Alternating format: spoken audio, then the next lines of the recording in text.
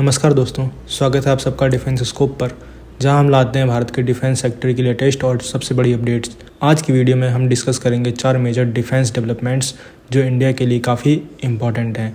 तो चलिए बिना किसी देरी के शुरू करते हैं। दोस्तों, पहला अपडेट है एक रेवोल्यूशनरी डेवलपमेंट के बारे में। IIT कानपुर ने इंडियन आर्मी के लिए एक कामिकाजी ड्रोन डेवलप किया है जो पूरी तरह से स्वदेशी है।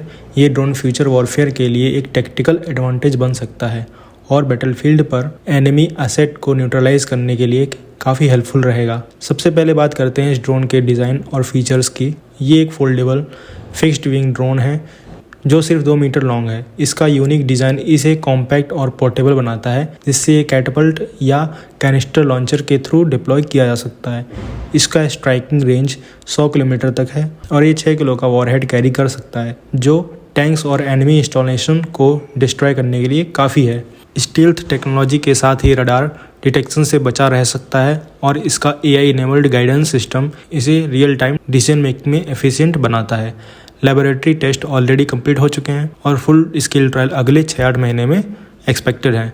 अगर इंडियन आर्मी इसे अप्रूव करती है तो ये ड्रोन भारत के ड्रोन टेक्नोलॉजी के लिए एक माइलस्टोन होगा। इसके अलावा ये ड्रोन सिर्फ एक स्टैंड अलोन प्रोजेक्ट नहीं, बल्कि फ्यूचर टेक्नोलॉजी जैसे ड्रोन स्वार्मिंग और मल्टी प्लेटफॉर्म इंटीग्रेशन के लिए एक बेस प्रिपेयर करेगा।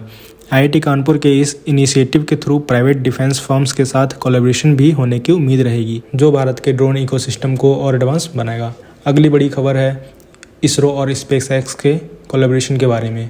भारत का सबसे मॉडर्न और हैवीएस्ट कम्युनिकेशन सैटेलाइट GSAT-N2 अब फाल्कन 9 रॉकेट के थ्रू लॉन्च होगा। ये एक इंटरनेशनल पार्टनरशिप है जो इसरो की कैपेबिलिटीज़ को नए लेवल पर लेके जाएगी। GSAT-N2 सैटेलाइट का वजन 4700 kg है, जो हमारे इंडियन रॉकेट्स के करंट कैपेसिटी से ज़्यादा है। हमारे बाहुबली लॉन्च व्हीकल मार्क 3 सिर्फ 4100 kg तक का पेलोड कैरी कर सकता है। इसी वजह से इसरो ने स्पेसएक्स के फाल्कन 9 रॉकेट का यूज़ किया है, जो सैटेलाइट को USA के केप कैनावेरल से ऑर्बिट तक ले जाएगा।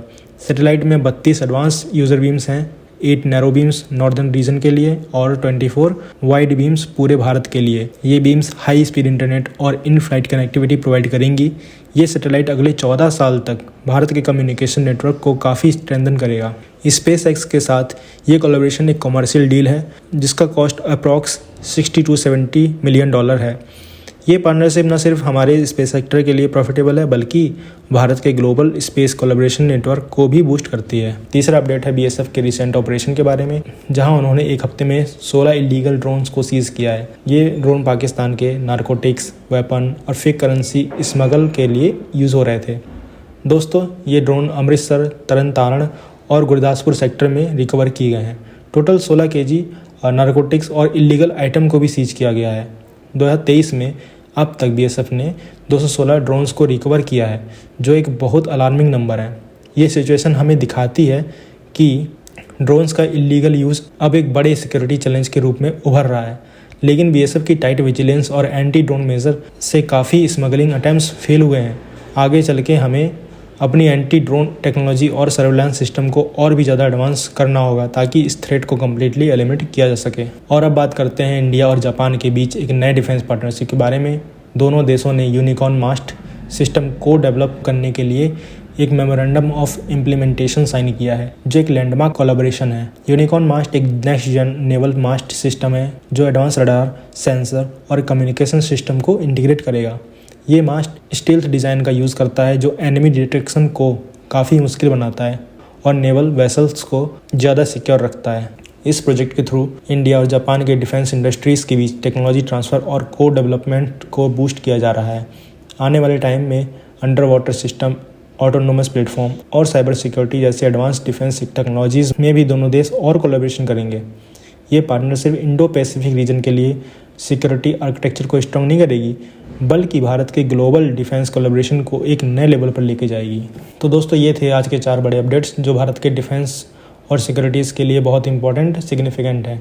आपका क्या ओपिनियन है IIT कानपुर के कामिकाजी ड्रोन, स्पेसएक्स के साथ इसरो के कोलैबोरेशन, BSF के बॉर्डर विजिलेंस और इंडिया जापान के डिफेंस पार्टनरशिप के बारे में? हमें कमेंट सेक्शन में ज़रूर बताएं। अगर आपको वीडियो इन्फॉर्मेटिव लगी हो तो लाइक करें, शेयर करें, चैनल को सब्सक्राइब करें, बेल आइकन दबाना ना भूलें ताकि आपको मिलती रहें लेटेस्ट डिफेंस अपडेट्स सिर्फ डिफेंस स्कोप पर। Thank you for watching and जय हिंद।